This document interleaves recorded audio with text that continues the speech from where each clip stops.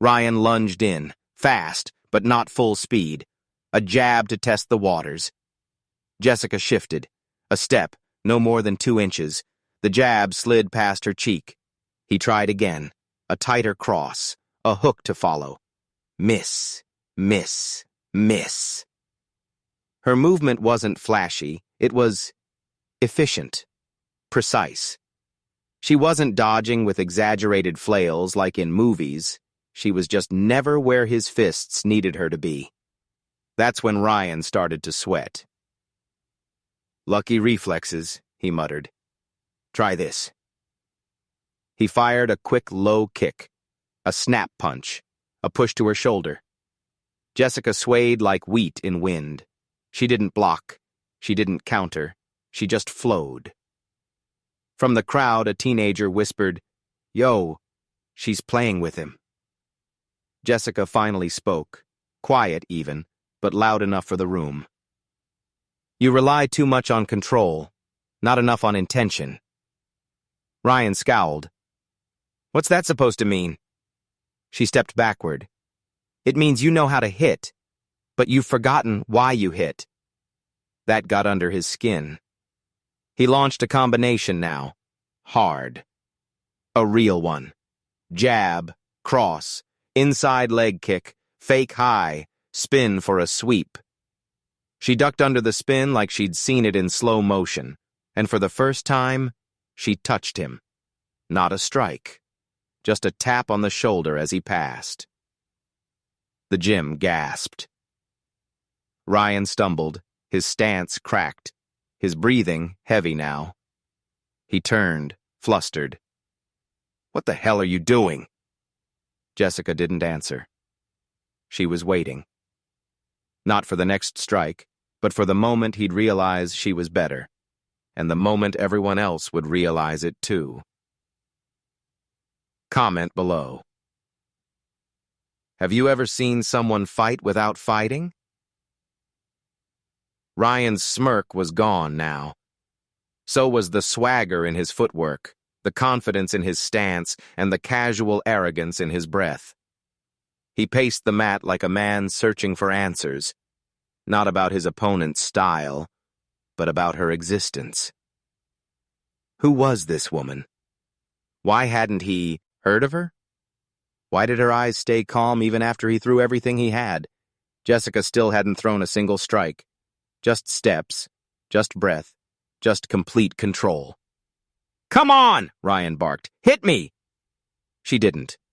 She simply tilted her head, like a teacher waiting for a student to understand the question before giving the answer. More parents gathered now. The benches were packed. The gym's assistant instructors stood frozen at the entrance, unsure whether to intervene or record. Someone whispered, "This is going viral." Another muttered, "She's not fighting. She's teaching." And Ryan, he heard all of it. He fired another combo, faster than before. He grunted. He faked high, shot low, then spun for a wheel kick with full force. Jessica shifted once. The kick missed by inches and sent Ryan off balance.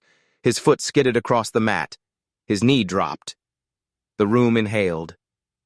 Jessica stepped forward. She could have swept him, could have countered, could have ended it right there. Instead, she reached down and offered her hand. "You're off balance," she said softly. "Inside and out."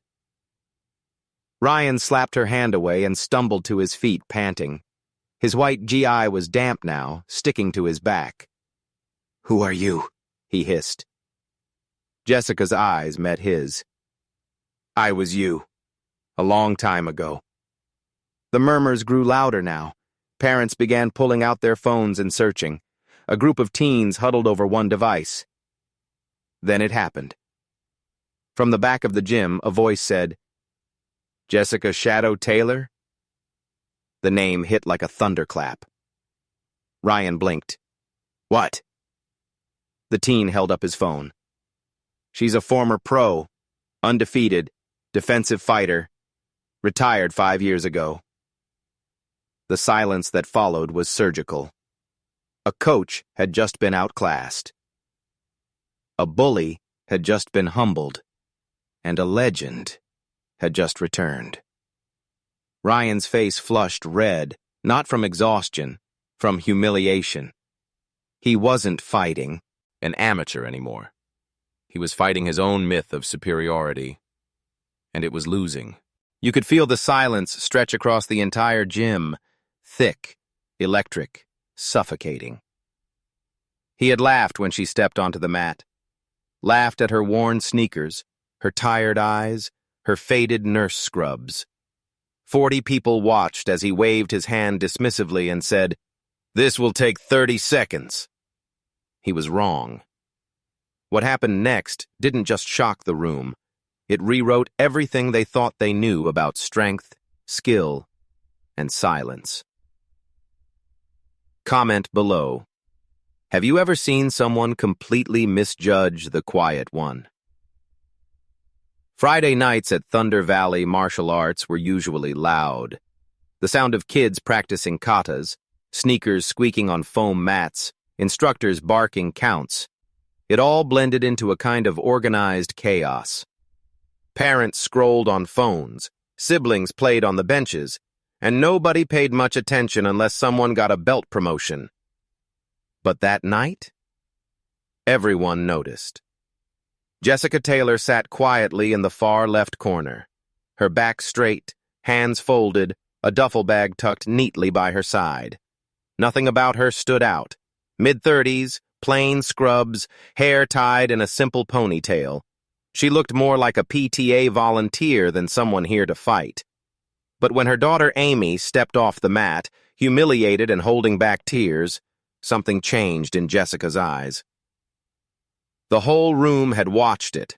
Ryan Walsh, the gym's lead instructor and self-proclaimed third-degree black belt, had singled Amy out in front of everyone. "Front kick like that?" he'd scoffed. "You'll end up hurting yourself, not your opponent. You sure you're cut out for this?" Amy froze, her face burning red. She tried again, missed her balance. Laughter trickled in from a few students. That's when Jessica stood up. No one noticed at first. She walked calmly, almost gently across the mat. But the air shifted. She didn't yell. She didn't point fingers. She just looked at Ryan and said, quietly but firmly, "You humiliated a child. For what? A show?" Ryan's brow arched. He gave that signature smirk, the one he used whenever anyone questioned him. "Ma'am, if you're not happy, I'll be glad to refund the lesson. Maybe your daughter should try art class instead." Jessica didn't flinch. She looked at Amy, then back at Ryan. "Let's find out if your technique holds up under real pressure." The gym froze. Ryan chuckled. "You want to fight me? That's cute." "No," Jessica replied, stepping onto the mat. "I want you to understand what real martial arts looks like." Gasps. A few parents grabbed their phones. Amy's eyes widened with panic. "Mom, no. Please."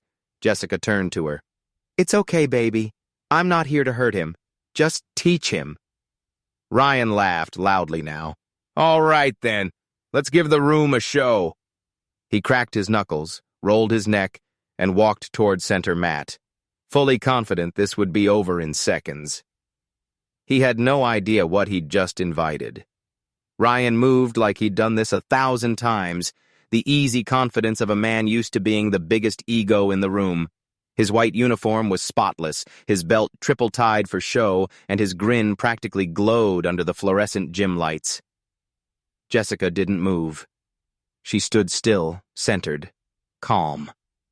To the untrained eye, she looked hesitant, stiff, nervous even.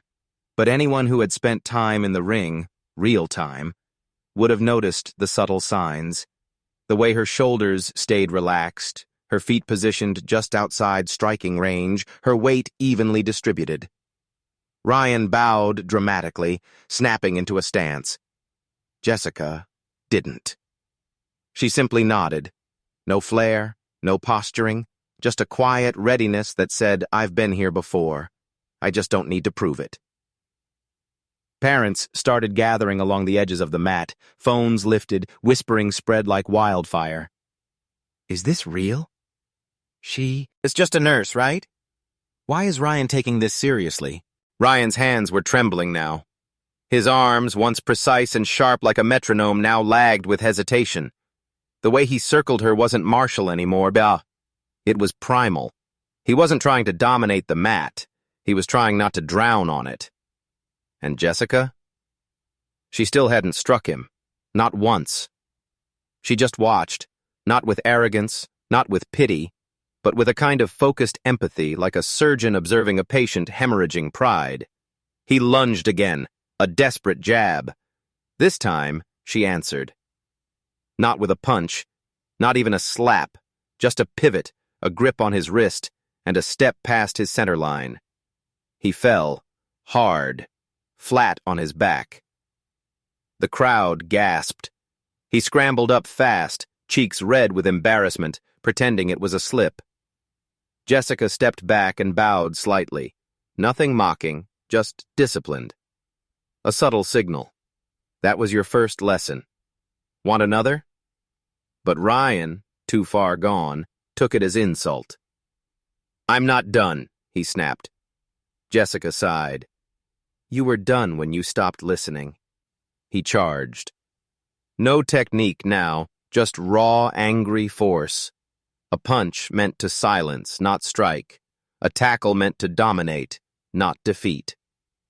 Jessica moved like time bent around her. She slipped behind him, redirected his momentum, and with 2 fingers to the back of his collarbone, dropped him face first to the mat. This time, he didn't get up right away. The room was stone silent. Amy stood frozen on the edge of the practice circle, hands over her mouth, eyes wide. Ryan finally rolled onto his side, coughing, trying to speak. But words weren't forming anymore. Jessica walked toward him, not fast, not slow. She knelt beside him and spoke softly. Not for the crowd, not for revenge, just for him. You wanted a lesson. Here it is. Strength without humility isn't martial arts. It's ego in a costume. She stood, turned to the stunned crowd. Eyes met hers, phones low, red. This isn't about winning. It's about remembering why you started. And that begins with how you treat the ones who look up to you. She walked off the mat. Amy ran to her, threw her arms around her waist, sobbing. Mom, you didn't tell me. You never said you used to fight. Jessica smiled. Because I wanted you to love martial arts for yourself, not for what I used to be. From behind, Ryan slowly sat up. His mouth opened, and for the first time that night, he bowed. Low, silent, humbled. The crowd didn't clap. They didn't cheer or chant or swarm Jessica for autographs. They just stood there, quiet, unsure, and watching something they didn't expect. A man unraveling. Ryan sat at the edge of the mat, legs folded awkwardly beneath him, breathing slowing to a crawl. Not from fatigue anymore, but from something far heavier. Realization. The kind that doesn't come from pain, but from clarity. He looked at his own hands, the same hands he'd used to correct students, intimidate parents, win tournaments, build a reputation. Now, they were just shaking. Jessica had already slipped away, her duffel bag over one shoulder, Amy beside her. No speech, no gloating, just a quiet exit, like nothing extraordinary had happened at all. But to Ryan, it felt like a funeral. He stayed after the gym cleared, long after the laughter died. The mats were empty, the lights dimmed, and the only sound was the quiet echo of his own voice in his head.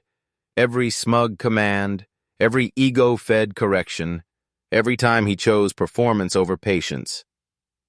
You're not a teacher. You're a performer. You humiliated that girl, and you never even asked her name. He didn't notice the footsteps until they were close. It was his assistant coach, Malik. Younger, less experienced, but respected by the kids. He held a tablet in one hand and wore a look of quiet discomfort. "You might want to see this," Malik said. Ryan looked. It was a video. Not just one, several. Angled from different phones, edited together into a single clip. Jessica versus Ryan. The fight that wasn't. It had already hit 200K views in 3 hours. She didn't even hit him. Shadow returns, or martial arts. Humility, comments flooded in. This is what a real martial artist looks like. Ryan's ego tapped out before he did. That woman didn't fight. She exposed.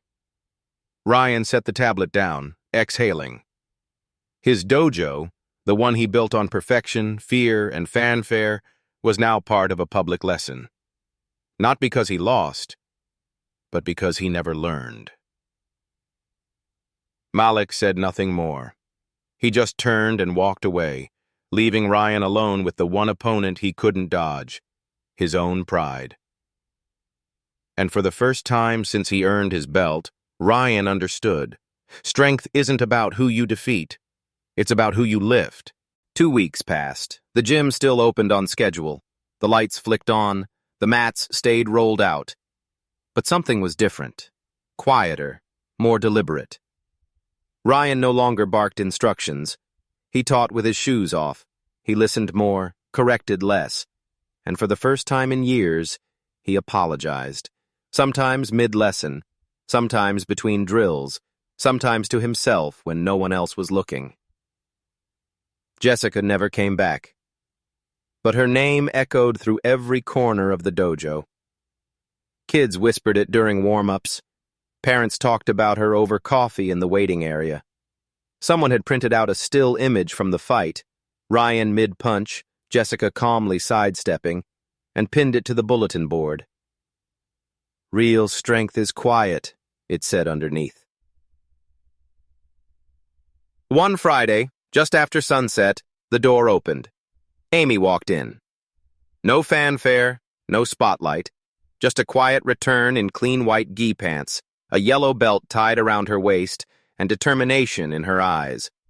Ryan looked up, paused, then bowed, low, respectful, honest. "I was wrong," he said. "Not just to you, to everyone." Amy nodded but didn't speak. She walked to the mat, set her water bottle down, and began to stretch.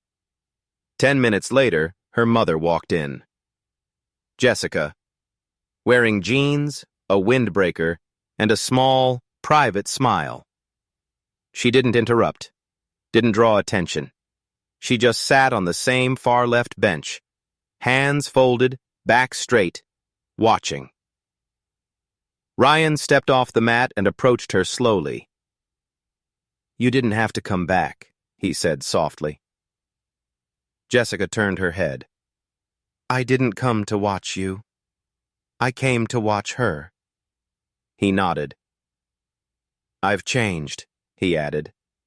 "I still have a long way to go. But I'm trying." Jessica looked at him, searching for signs of ego. There were none. "Then let her learn," she said. "Not from what you were, but from who you're trying to be." Ryan nodded again. "May I ask you one thing?" She raised an eyebrow. "Why didn't you fight back sooner?" Jessica looked out across the mat at her daughter, laughing now, practicing form drills, fearless again. "Because I wasn't here to win," she said. "I was here to protect." And with that, she stood, nodded once, and left. No applause, no titles, just the quiet power of a woman who never needed to prove anything, and who changed everything anyway.